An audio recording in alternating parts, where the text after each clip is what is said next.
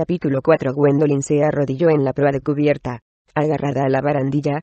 Sus nudillos estaban blancos, mientras ella reunía la fuerza suficiente para inclinarse y ver el horizonte. Todo su cuerpo temblaba, debilitado por el hambre, y, mientras observaba, se sentía aturdida, mareada. Se puso de pie, reuniendo como pudo la fuerza necesaria, y miró maravillada la vista que había delante de ella. Gwendolyn miró con dificultad a través de la neblina, y se preguntaba si aquello era real o solo un espejismo. Allí, en el horizonte, se extendía una interminable orilla. En la mitad, había un concurrido centro con un imponente puerto, dos enormes pilares de oro brillante, enmarcando la ciudad que tenían detrás, alzándose al cielo. Los pilares y la ciudad se teñían de un verde amarillento mientras el sol se movía. Las nubes se movían rápidamente aquí, observó Gwen. No sabía si esto se debía a que el cielo era diferente en esta parte del mundo, o al ir y venir de su conciencia. En el puerto de la ciudad se encontraban 1 millar de orgullosos barcos, todos con los mástiles más altos que jamás había visto, todos chapados de oro. Era la ciudad más próspera que jamás había visto, construida justo en la orilla, y extendiéndose al más allá. El océano iba a romper en su vasta metrópolis. Hacía que la corte del rey pareciera un pueblecito. Gwen no sabía cuántos edificios podía haber en un sitio. Se preguntaba qué tipo de gente vivía allí. Debe ser una gran nación, pensó. La nación del imperio. Gwen sintió un repentino agujero en el estómago al darse cuenta que las corrientes los estaban estirando hacia allí. Pronto serían engullidos hacia aquel vasto puerto, rodeados por todos aquellos barcos, y tomados prisioneros, si no los mataban. Gwen pensaba en lo cruel que había sido Andrónico, lo cruel que había sido Rómulo, y sabía que era la manera de actuar del imperio. Quizás hubiera sido mejor, pensó ella, haber muerto en el mar. Gwen oyó el ruido de pisadas en cubierta, miró y vio a Sandara, débil por el hambre, pero teniéndose de pie, orgullosa, en la barandilla, y sujetando una gran reliquia de oro, en forma de los cuernos de un toro, e inclinándola, para que le diera el sol. Gwen observaba cómo la luz la alcanzaba, una y otra vez, y cómo se encendía proyectando una señal inusual hacia la lejana orilla. Sandara no la dirigía a la ciudad, sino bastante al norte, hacia lo que parecía ser un aislado bosquecillo en la costa. Cuando los ojos de Gwen, muy pesados, empezaban a cerrarse, su conciencia yendo y viniendo, y ella empezó a sentir que se desplomaba en cubierta, por su mente pasaban imágenes rápidamente. Ya no estaba segura de que era real y que era su conciencia afectada por el hambre. Gwen veía canoas, docenas de ellas, saliendo del dosel que formaba la densa jungla, y dirigiéndose, por el ondulado mar, hacia su barco. Los vislumbró mientras se acercaban, y se sorprendió al ver que no era la raza del imperio. No eran los enormes guerreros con cuernos y la piel roja, sino una raza bastante diferente. Vio orgullosos hombres y mujeres musculosos, con la piel color chocolate y los ojos amarillos y brillantes, de rostro inteligente y compasivo, todos remando para recibirla. Gwen vio que Sandara los miraba, y los reconocía y entendió que se trataba del pueblo de Sandara. Gwen oyó un descomunal ruido vacío en el barco, y vio ganchos agarrándose a cubierta, cuerdas que se arrojaban, bloqueando el barco. Sintió cómo el barco cambiaba de dirección, miró hacia abajo, y vio que la flota de kayaks estaba remolcando su barco, guiándolo hacia las corrientes en dirección contraria a la ciudad del imperio. Gwen poco a poco entendió que el pueblo de Sandara estaba viniendo a ayudarles para guiar su barco hacia otro puerto, lejos del puerto del imperio. Gwen sintió que su barco giraba bruscamente hacia el norte, hacia el denso dosel, hacia un pequeño puerto escondido. Cerró los ojos, aliviada. Pronto Gwen abrió los ojos, y se encontró a sí misma de pie, recostada en la barandilla, observando cómo su barco era remolcado. Abrumada por el cansancio, Gwendolyn notaba que se estaba inclinando demasiado, perdiendo el equilibrio y resbalando. Sus ojos se abrieron totalmente por el pánico, y se dio cuenta de que estaba a punto de caer por la borda. Gwen se agarró fuerte a la barandilla, pero era demasiado tarde. Su impulso ya la estaba llevando al borde. El corazón de Gwen palpitaba fuerte por el pánico. No podía creer que después de todo lo que había pasado iba a morir de ese modo, hundiéndose silenciosamente en el mar cuando ya estaban tan cerca de tierra. Mientras sentía que caía, Gwen oyó un repentino gruñido, y, de golpe, sintió que unos dientes mordían con fuerza su camisa por detrás, y oyó un quejido mientras notaba que la estiraban hacia atrás por la camisa, retirándola del abismo, y finalmente la devolvían a cubierta. Fue a parar a la cubierta de madera con un gran ruido, de espaldas, sana y salva. Miró hacia arriba, y vio que Kron estaba allí con ella, y su corazón se llenó de alegría. Kron estaba vivo, vio llena de alegría. Parecía mucho más delgado que la última vez que lo había visto, demacrado, y se dio cuenta de que le había perdido la pista durante todo el caos. La última vez que lo había visto fue cuando ella había ido bajo cubierta en una tormenta especialmente mala. Ahora entendía que se debía haber escondido en algún sitio bajo cubierta, pasando hambre para que los demás pudieran comer. Así era Kron. Siempre tan desinteresado. Y ahora que se estaban aproximando a tierra otra vez, reaparecía de nuevo. Kron gemía, y le lamía la cara, y Gwen lo abrazaba con las últimas fuerzas que le quedaban. Estaba tumbada en el suelo, Kron a su lado, gimiendo, recostando la cabeza en su pecho, arrimándose a ella, como si no hubiera otro sitio en el mundo. Gwendolyn sintió un líquido, dulce y frío, goteando en sus labios, en su lengua, por sus mejillas y su cuello. Abrió la boca, y bebió ansiosamente. Mientras lo hacía, la sensación la despertó de sus sueños. Gwen abrió los ojos, bebiendo vorazmente. Estaba rodeada de caras desconocidas, mientras bebía y bebía hasta toser. Alguien la levantó. Ella se sentó, tosiendo de forma incontrolable, y alguien le dio palmaditas en la espalda. «SHHHH», dijo una voz. «Beba poco a poco». Era una voz amable, la voz de un curandero. Gwen lo miró y vio a un hombre mayor con la cara arrugada. Todo su rostro se llenaba de arrugas cuando sonreía. Gwen vio docenas de caras desconocidas. La gente de Sandara, mirándola fijamente con calma, examinándola como si fuera una cosa extraña. Gwendolyn, vencida por la sed y el hambre, tendió la mano, y, como una loca, agarró el saco de lo que fuera, y vertió el líquido en su boca, bebiendo y bebiendo, mordiendo la punta, como si no fuera a beber jamás. «Poco a poco ahora», dijo la voz del hombre. «O le sentara mal». Gwen echó un vistazo, y vio a docenas de guerreros, el pueblo de Sandara, ocupando su barco. Vio a su propia gente, los supervivientes del anillo, recostados, arrodillados o sentados, cada uno de ellos ayudados por alguien del pueblo de Sandara, proporcionando a cada uno un saco para beber. Todos estaban volviendo de su límite. Entre ellos vio a Yebra, sujetando a la bebé que Gwen había rescatado en las islas superiores, y dándole de comer. Gwen se sintió aliviada al oír los lloros de la bebé. Se la había pasado a Yebra cuando se sintió demasiado débil para sujetarla y verla viva. Hacía a Gwen pensar en Gwaine. Gwen estaba decidida a que esta bebé viviera. Gwen se sentía más restablecida con cada momento que pasaba. Se sentó, y bebió más de aquel líquido, preguntándose qué había dentro, su corazón lleno de gratitud hacia aquella gente. Les habían salvado a todos la vida. Al lado de Gwen, se oyó un gemido. Miró hacia abajo, y vio a Kron, todavía allí tumbado, con la cabeza en su regazo. Se agachó, y le dio de beber del saco, y él lo lamió agradecido. Ella le acarició la cabeza cariñosamente. Le debía la vida, otra vez. Y verlo le hacía pensar en Thor.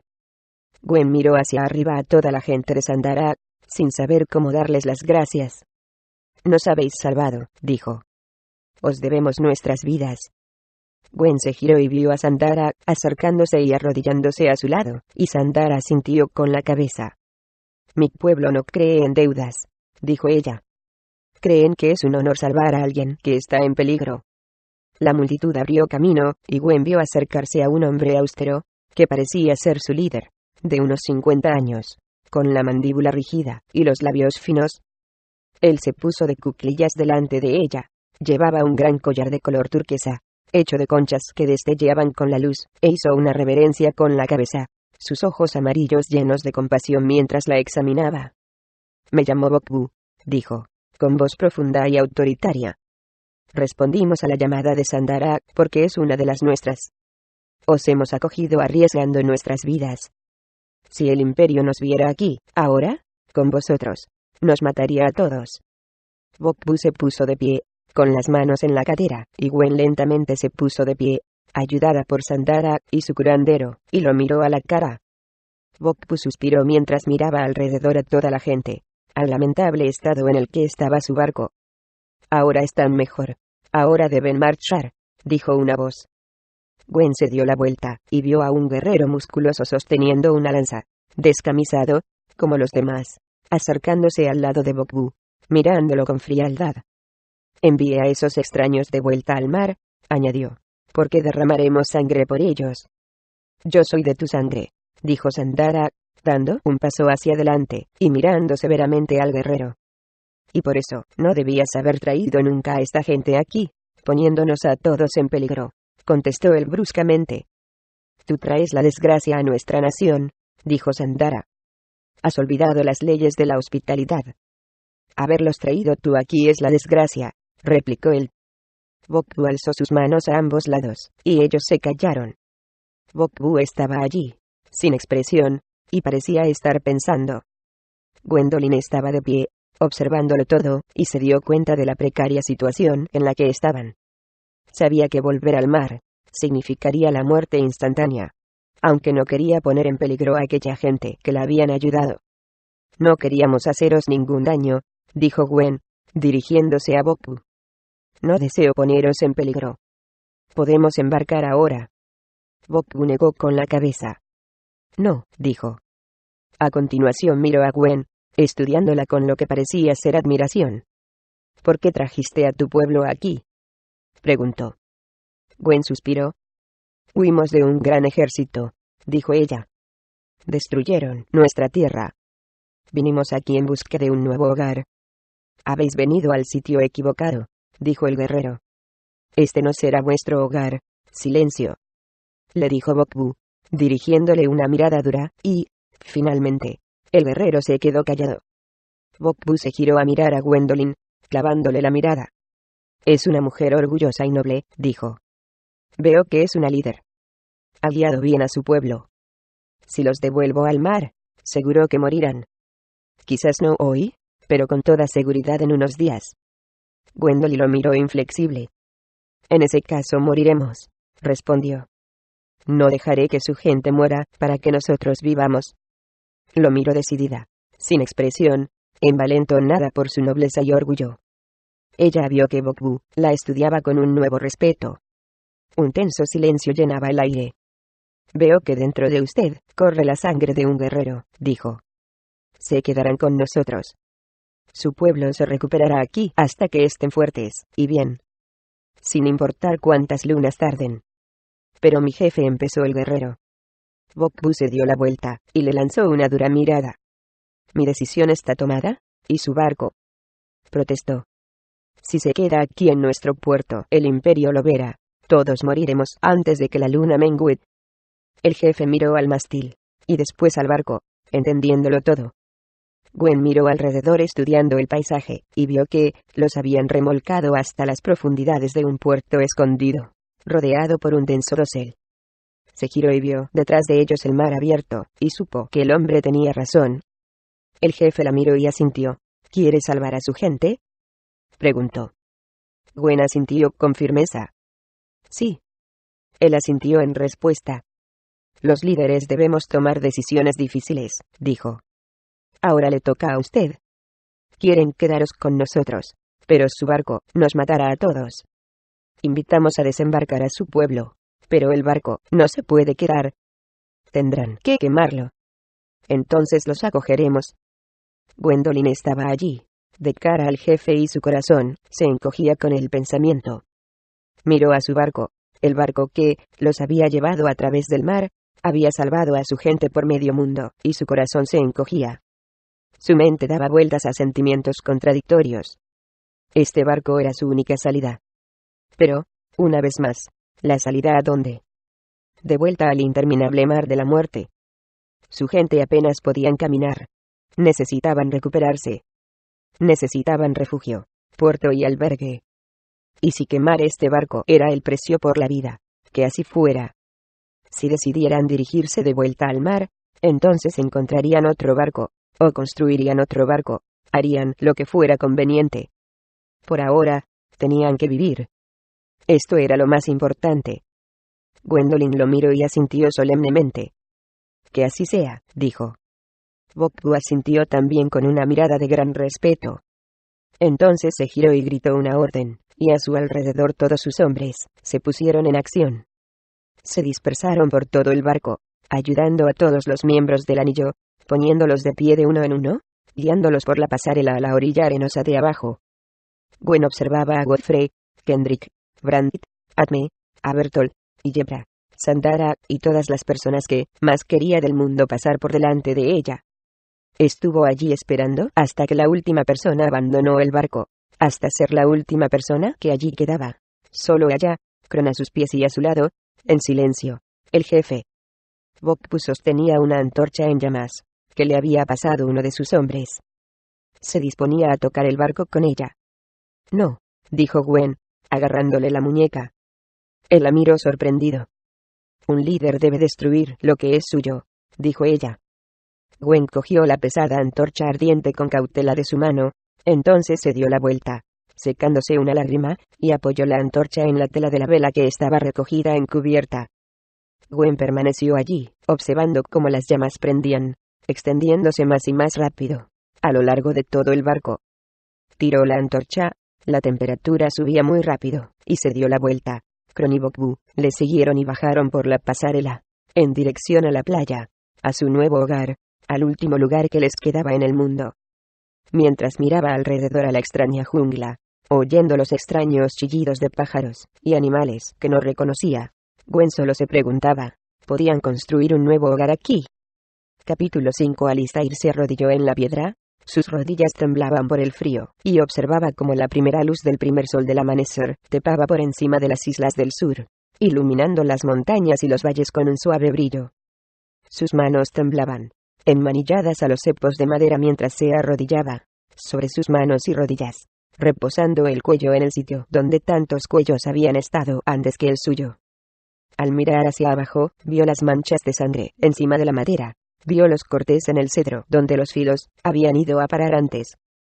Pudo percibir la trágica energía de aquella madera cuando su cuello la tocó, los últimos momentos, las emociones finales, de todos los caídos que habían estado allí antes. Su corazón estaba profundamente triste. Alistair miró hacia arriba con orgullo, y observó su último sol. Observaba el amanecer de un nuevo día, con el sentimiento surreal de que ya no viviría para volver a observarlo. Esta vez lo apreció más de lo que nunca lo había hecho. Mientras observaba en esta fresca mañana, con una suave brisa agitándose, las islas del sur se veían más hermosas que nunca, el sitio más hermoso que jamás había visto. Árboles floreciendo en explosiones de naranjas y rojos y rosas y lilas mientras sus frutos colgaban en abundancia en este generoso lugar. Lilas, pájaros mañaneros y abejas naranjas ya estaban zumbeando en el aire. La suave fragancia de las flores flotaba hacia ella. La neblina brillaba a la luz, dándole a todo un toque mágico. Nunca había sentido tal apego a un sitio. Ella sabía que era una tierra en la que hubiera vivido por siempre feliz. Alistair escuchó las pisadas de unas botas en la piedra, y, al echar una mirada, vio que Bowyer se estaba acercando, deteniéndose a su lado, rayando la piedra con sus descomunales botas. Sujetaba una enorme doble hacha en su mano, muy cerca a su lado, y la miró frunciendo el ceño. Más allá de él, Alistair veía centenares de habitantes de las islas del sur, todos en fila, todos ellos leales a él, dispuestos en un enorme círculo alrededor de ella en la ancha plaza de piedra. Todos ellos estaban a casi 20 metros de ella, dejando un ancho espacio solo para ella y Bowyer. Nadie quería estar demasiado cerca cuando la sangre salpicara. Bowyer sostenía el hacha con los dedos inquietos, claramente ansioso por terminar con el asunto. Podía ver en sus ojos lo desesperado que estaba por convertirse en rey. Alistair sentía satisfacción, por lo menos en una cosa, por muy injusto que fuera, su sacrificio permitiría que Eric pudiera vivir. Esto significaba más para ella que su propia vida. Bowyer hizo un paso hacia adelante, se inclinó cerca de ella, y le susurró, tan bajo que nadie más pudo oírte en la seguridad de que el golpe que te matará será limpio, dijo, con su aliento rancio en el cuello de ella. Y el de Eric también. Alistair lo miró alarmada y confusa. Él le sonrió, una pequeña sonrisa reservada solo para ella. Nadie más la pudo ver. Así es, susurró él. Puede que no suceda hoy. Puede que no suceda durante muchas lunas. Pero un día, cuando menos se lo espere, tu marido encontrará mi cuchillo en su espalda. Quiero que lo sepas, antes de que te mande al infierno. Bowyer dio 2 pasos atrás. Apretó fuerte sus manos en el mango del hacha, e hizo crujir su cuello, preparándose para dar el golpe. El corazón de Alistair palpitaba con fuerza mientras estaba allí arrodillada, y se daba cuenta de la profunda maldad que había en este hombre. No solo era ambicioso, sino también un cobarde y un embustero. «Liberadla», suplicó de repente una voz, rompiendo la tranquilidad de la mañana. Alistair se giró como pudo, y vio el caos mientras 2 figuras aparecieron de repente de entre la multitud, hacia el límite del claro, hasta que las rechonchas manos de los guardas de Bowyer las frenaron. Alistair se sintió sorprendida y agradecida al ver a la madre y hermana de Eric allí de pie, con miradas furiosas en sus rostros. «Ella es inocente», gritó la madre de Eric. «No puedes matarla. Matarías a una mujer», chilló Dauphin. «Es extranjera. Déjala ir. Envíala de vuelta a su tierra. No es necesario meterla en nuestros asuntos». Bowyer se dirigió a ellas, y exclamó: «Es una extranjera que pretendía ser nuestra reina.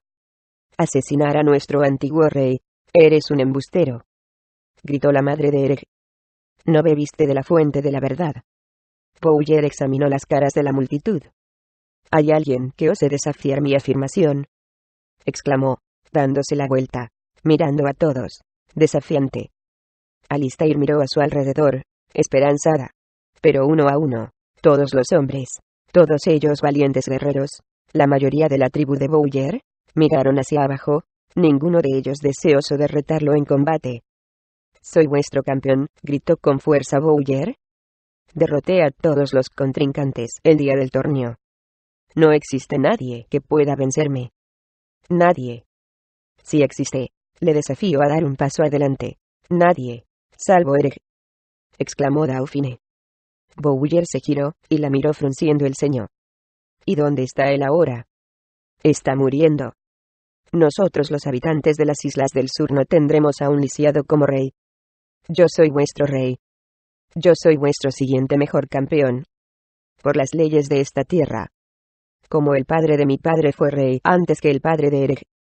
La madre de Eric y Dauphin se abalanzaron sobre él para pararle. Pero sus hombres las agarraron, y las echaron hacia atrás, reteniéndolas. Alistair vio al hermano de Eric, Strom, detrás de ellas, con las muñecas atadas detrás de la espalda. También luchaba, pero no podía liberarse. «Pagarás por esto, Bowyer», exclamó Strom. Pero Bowyer no le hizo caso. En su lugar, se giró hacia Alistair, y ella vio en sus ojos que estaba decidido a actuar. Su momento había llegado. «El tiempo es peligroso cuando el engaño está de tu lado», le dijo Alistair. Él frunció el ceño, estaba claro que aquello le había dolido. «Y estas serán tus últimas palabras», dijo él. Bowyer de repente alzó el hacha, levantándola por encima de su cabeza. Alistair cerró los ojos, sabiendo que, en tan solo un momento, se iría de este mundo. Con los ojos cerrados, Alistair sentía que el tiempo se ralentizaba. Por delante de ella pasaban imágenes rápidas. Vio la primera vez que conoció a Eric, en el anillo, en el castillo del duque, cuando ella era una chica del servicio, y se había enamorado de él a primera vista. Sentía su amor por él, un amor que aún sentía hoy en día, ardiendo dentro de ella. Veía a su hermano, Thorgrim, veía su rostro, y, por alguna razón, no lo veía en el anillo, en la corte del rey, sino en una tierra distante, en un océano distante, exiliado del anillo. Por encima de todo, vio a su madre. La vio de pie en el filo de un acantilado, delante de su castillo, por encima de un océano, delante de una pasarela celestial. La vio extendiendo sus brazos, y sonriéndole con dulzura. «Hija mía», dijo. «Madre», dijo Alistair, «vendré a reunirme contigo». Pero, para su sorpresa, su madre negó lentamente con la cabeza. «Ahora, no es tu momento», dijo ella. «Tu destino en esta tierra todavía no está completo. Todavía tienes un gran destino delante tuyo, ¿Pero cómo, madre? Preguntó. ¿Cómo puedo sobrevivir? Tú eres más grande que esta tierra, respondió su madre. Este filo, este metal de muerte, es de esta tierra. Tus grilletes son de esta tierra. Son limitaciones terrenales. Solo son limitaciones, si tú crees en ellas, si permites que tengan autoridad sobre ti. Tú eres espíritu, luz y energía. Aquí reside tu verdadero poder. Tú estás por encima de todo esto. Te estás dejando retener por fuerzas físicas. Tu problema no es de fuerza, es de fe. Fe en ti misma. ¿Cómo de fuerte es tu fe? Mientras Alistair estaba allá arrodillada, temblando, con los ojos cerrados, la pregunta de su madre resonaba dentro de su cabeza. ¿Cómo de fuerte es tu fe? Alistair se dejó ir, se olvidó de sus grilletes, y se puso en manos de su fe. Empezó a desprenderse de su fe en las fuerzas físicas de este planeta, y, en su lugar, cambió su fe al poder supremo, el único poder supremo sobre cualquier otra cosa en el mundo. Ella sabía que un poder había creado este mundo. Un poder había creado todo esto. Este era el poder al lado del que debía ponerse. Mientras lo hacía, todo dentro de una fracción de segundo, Alistair sintió un repentino calor que recorría su cuerpo. Se sentía ardiendo, invencible, más grande que todo. Sentía como unas llamas emanaban de sus manos. Sentía como un zumbido y un enjambre en su mente, y sentía un gran calor que crecía en su frente, entre sus ojos. Se sentía más fuerte que todo, más fuerte que sus grilletes, más fuerte que todas las cosas materiales. Alistair abrió los ojos, y, cuando el tiempo volvió a acelerarse, miró hacia arriba, y vio a Bowyer acercándose con el hacha y el ceño fruncido. En un movimiento, Alistair se giró y levantó los brazos, y, al hacerlo, esta vez sus grilletes se quebraron como si fueran ramitas. En el mismo movimiento, rápida como el rayo, se puso de pie, levantó una mano hacia Bowyer, y mientras el hacha descendía sucedió la cosa más increíble, el hacha se disolvió. Se convirtió en cenizas y polvo y cayó en un montoncito a sus pies. Bowyer se balanceó, con las manos vacías, y tropezó, cayendo de rodillas. Alistair dio vueltas, y sus ojos se fijaron en una espada al otro lado del claro, en el cinturón de un soldado. Con su otra mano, le ordenó que viniera hacia ella. Al hacerlo, se levantó de su empuñadura, y voló por los aires, justo hasta la mano que tenía extendida. Con un único movimiento, Alistair la agarró, dio vueltas, la alzó hacia arriba, y la dirigió hacia abajo, hacia el cuello de Bowyer, que estaba al descubierto. La multitud se quedó perpleja, boquiabierta, al escuchar el sonido de metal, cortando la carne y Bowyer, decapitado, se derrumbó en el suelo, sin vida. Allí estaba, muerto, en el lugar exacto donde, solo unos momentos antes, había querido matar a Alistair. Se oyó un grito de entre la multitud, y Alistair dio un vistazo, y vio cómo Dauphin se soltaba de las garras del soldado, agarraba la daga del cinturón del soldado, y le cortaba el cuello. En el mismo movimiento, dio vueltas sobre sí misma, y cortó las cuerdas de Strom. Inmediatamente Strom se hizo hacia atrás, agarró una espada de la cintura de un soldado, giró, y, a cuchillazos, mató a 3 de los hombres de Bowyer antes de que pudieran reaccionar. Con Bowyer muerto, hubo un momento de duda, pues estaba claro que la multitud no sabía qué hacer a continuación. De entre la multitud surgieron gritos, ya que su muerte claramente envalentonaba a aquellos que se habían aliado con él a regañadientes. Estaban reconsiderando su alianza, especialmente cuando docenas de los hombres leales a Eric rompieron filas, y se pusieron del lado de Strom, luchando con él, mano a mano, contra aquellos leales a Bowyer. El ímpetu rápidamente cambió a favor de los hombres de Eric, mientras hombre a hombre, fila a fila, se formaban alianzas. Los hombres de Bowyer, cogidos desprevenidos, se dieron la vuelta y huyeron a través de la explanada hacia la rocosa ladera de la montaña. Strom y sus hombres los perseguían de cerca.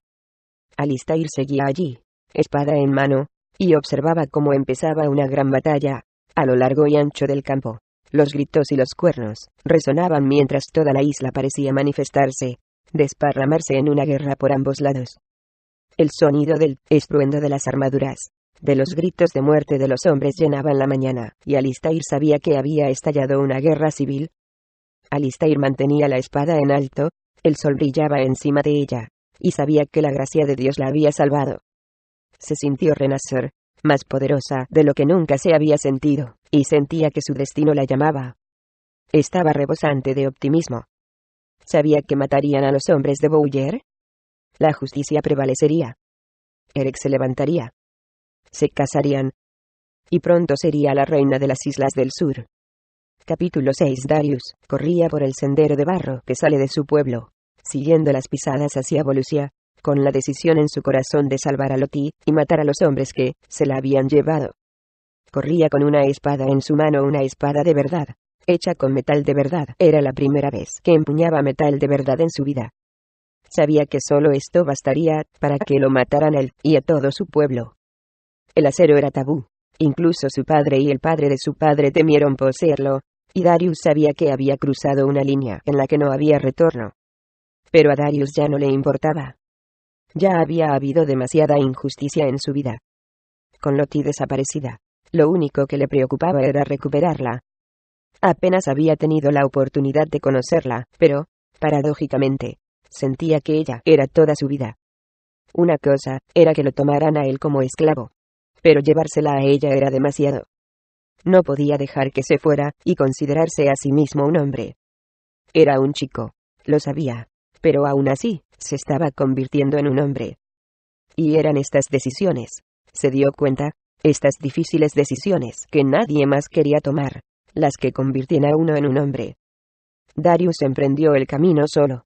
El sudor le nublaba la vista, respiraba con dificultad, un hombre dispuesto a encararse a un ejército, a una ciudad. No había ninguna alternativa. Necesitaba encontrar a Loti y traerla de vuelta, o morir en el intento.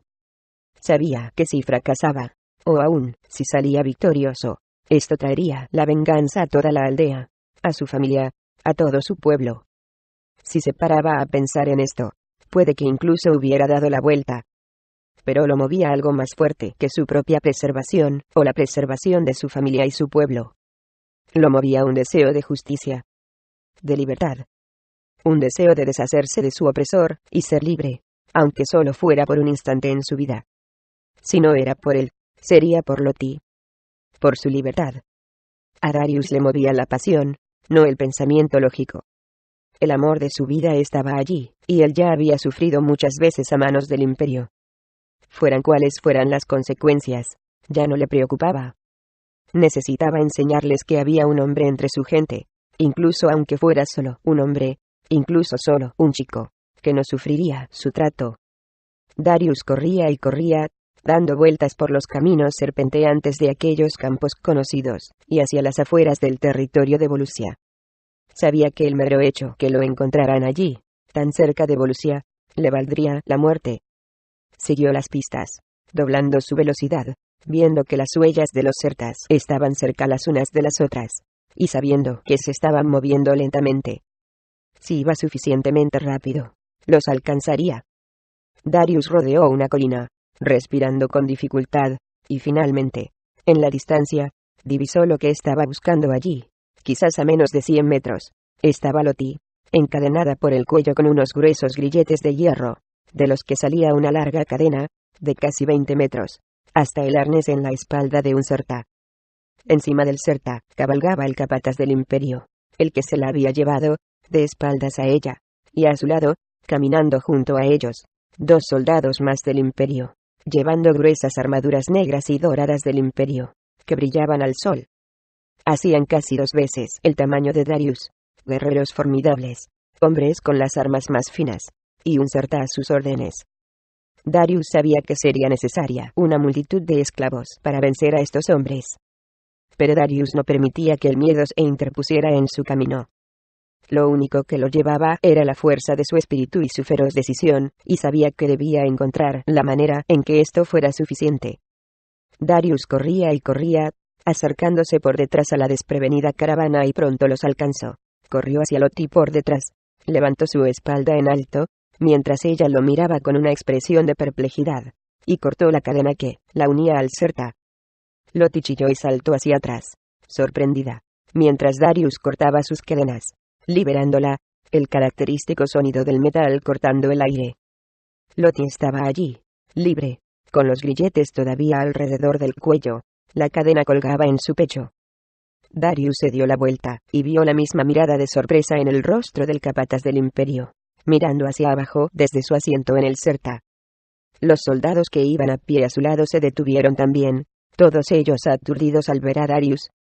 Darius estaba allí, con los brazos temblorosos, sosteniendo la espada de acero delante de él, y decidido a no mostrar miedo mientras estuviera entre ellos y Loti. «Ella no te pertenece», exclamó Darius con voz temblorosa. «Es una mujer libre. Todos nosotros somos libres». Los soldados miraron hacia el capataz. «Chico», dijo dirigiéndose a Darius, «has cometido el mayor error de tu vida».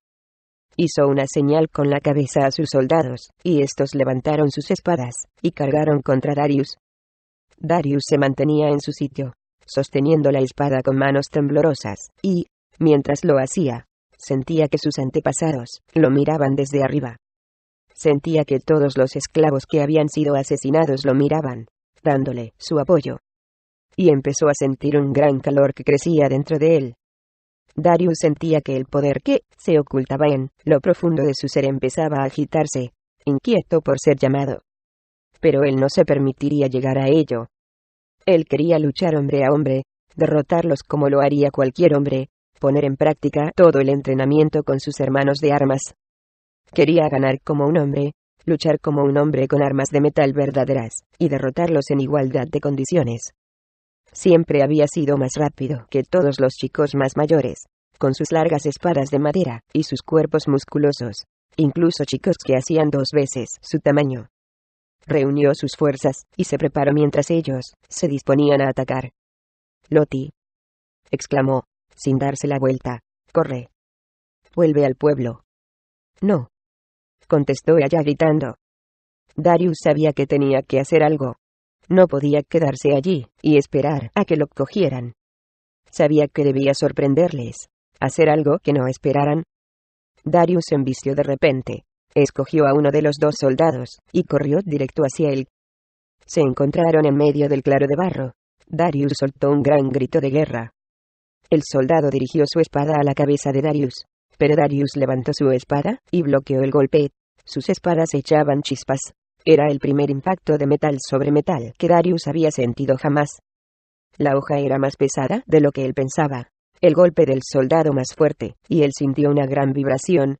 Sintió cómo temblaba todo su brazo, pasando por su codo y hasta el hombro. Le cogió desprevenido. El soldado giraba rápidamente, intentando golpear a Darius por un lado, y Darius giró y paró el golpe. Esto no era como entrenarse con sus hermanos. Darius sentía que se movía más lento de lo normal, la espada era muy pesada. Le estaba costando acostumbrarse. Parecía que el otro soldado se movía 2 veces más rápido que él. El soldado giró de nuevo, y Darius entendió que no podía derrotarlo golpe a golpe. Tenía que recurrir a sus otras habilidades. Darius dio un paso a un lado, esquivando el golpe, en lugar de afrontarlo, y, a continuación, golpeó con el codo la garganta del soldado. Le dio de lleno. El hombre se quedó sin voz y se tambaleó hacia atrás, encorvado, agarrándose la garganta. Darius levantó la empuñadura de su espada y la dirigió hasta la espalda descubierta del soldado, haciendo que cayera de cara al barro. Al mismo tiempo, el otro soldado cargó contra él, y Darius se dio la vuelta, levantó la espada y bloqueó un poderoso golpe que iba dirigido a su cara. El soldado siguió atacando, sin embargo, haciendo que Darius cayera al suelo una y otra vez, con dureza. Darius sintió como sus costillas crujieron cuando el soldado cayó encima suyo, yendo a parar ambos al duro barro dentro de una gran nube de polvo. El soldado soltó su espada y usó sus manos, intentando sacarle los ojos a Darius con los dedos. Darius lo agarró por las muñecas, echándolas hacia atrás con las manos temblorosas, pero perdiendo la estabilidad. Sabía que debía hacer algo rápidamente. Darius levantó una rodilla y dio la vuelta, consiguiendo hacer girar al hombre de costado. En el mismo movimiento, Darius alcanzó la larga daga que divisó en el cinturón del hombre y, aprovechando el movimiento, la levantó y la clavó en el pecho del hombre, mientras los 2 caían al suelo. El soldado gritó y Darius, que estaba encima suyo, vio cómo moría delante de sus ojos. Darius estaba allí, congelado, perplejo. Era la primera vez que mataba a un hombre. Era una experiencia surreal. Se sentía victorioso, pero entristecido a la vez. Darius oyó un grito detrás suyo, que lo alertó, y al girarse, vio al otro soldado, al que había aturdido, de pie otra vez, corriendo hacia él. Levantó su espada, y la balanceó hacia su cabeza. Darius esperó, concentrado, y se agachó en el último segundo. El soldado pasó tambaleándose por delante de él. Darius se agachó, y cogió la daga del pecho del hombre muerto, y dio vueltas sobre sí mismo, mientras el soldado volvía y atacaba de nuevo. Darius, de rodillas, se inclinó hacia adelante, y la lanzó.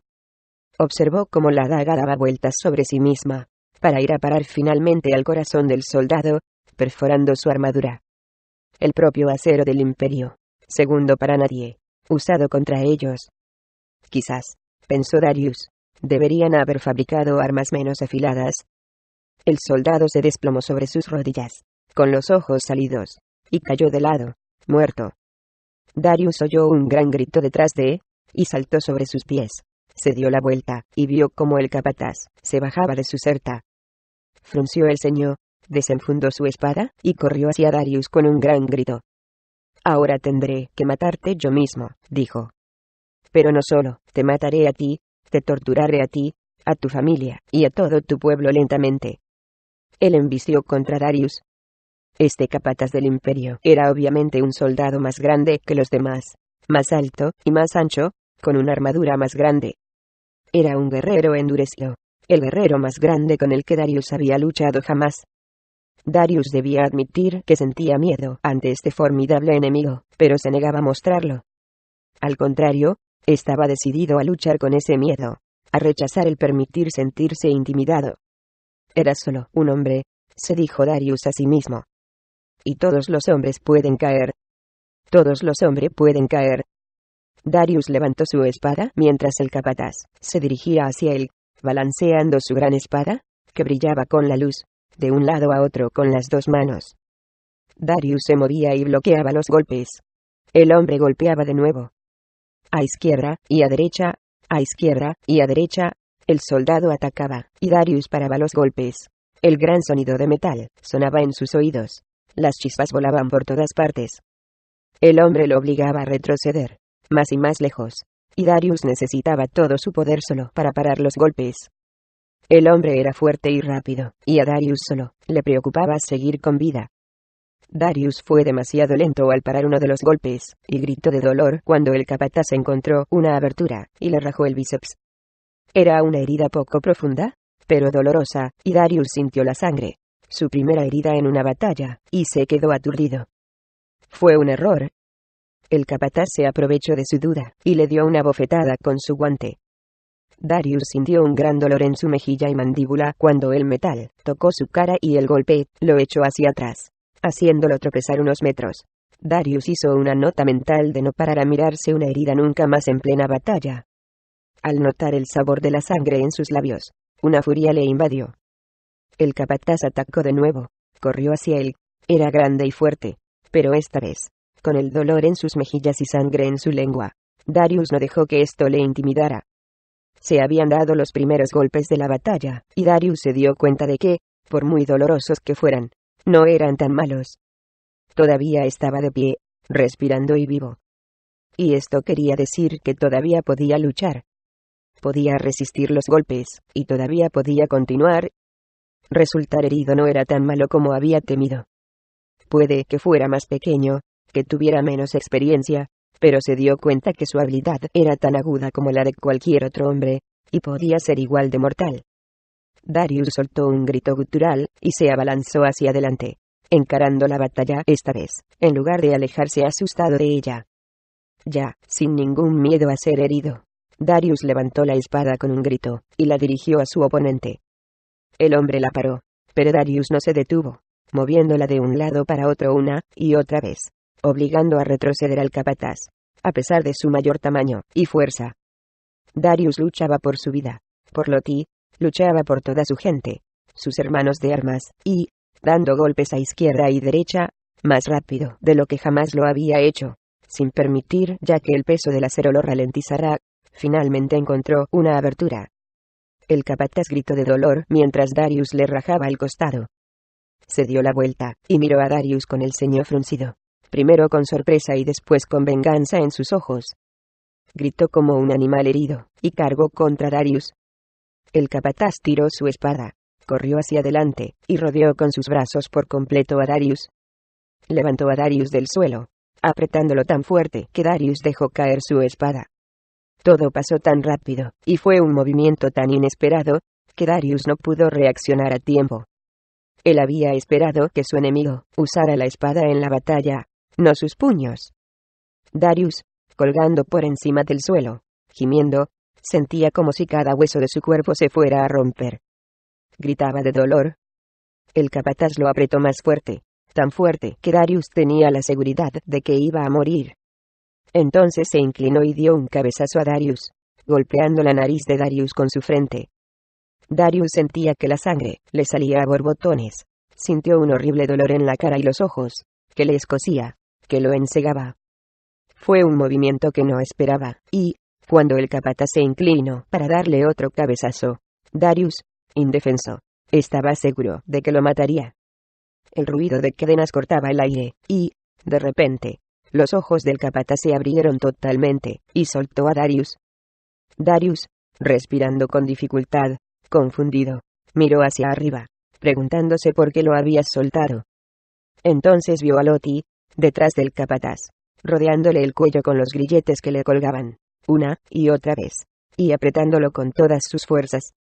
Darius se tambaleó hacia atrás, intentando recobrar la respiración, y observó cómo el capataz se tambaleó hacia atrás unos metros. Miró por encima de su hombro, agarró a Loti por detrás, se inclinó y la hizo volar por encima de su cabeza. Loti cayó de espaldas al suelo, en el duro suelo, en el lodo, con un grito. El capataz dio un paso hacia adelante, levantó la pierna, y apuntó con la bota a la cara de ella, y Darius vio que estaba a punto de estamparla contra su cara. El capataz se encontraba a unos 3 metros de él ahora, demasiado lejos para que Darius lo alcanzara a tiempo. «No», gritó Darius. Darius pensó con rapidez, se agachó, cogió su espada, dio un paso adelante, y, en un movimiento rápido, la lanzó. La espada voló por los aires, dando vueltas sobre sí misma, y Darius observó, paralizado, cómo la punta atravesaba la armadura del capataz, atravesándole directamente el corazón. Sus ojos se volvieron a abrir de golpe, y Darius observó cómo se tambaleaba y caía, desplomándose sobre sus rodillas, y después de cara. Loti rápidamente logró ponerse de pie, y Darius corrió a su lado. Le pasó el brazo por el hombro, para reconfortarla, muy agradecido con ella, muy aliviado de que estuviera bien. De repente, un silbido agudo cortó el aire. Darius se dio la vuelta, y vio al capataz, tumbado en el suelo, levantar la mano hacia su boca, y silbar de nuevo, por última vez, antes de morir.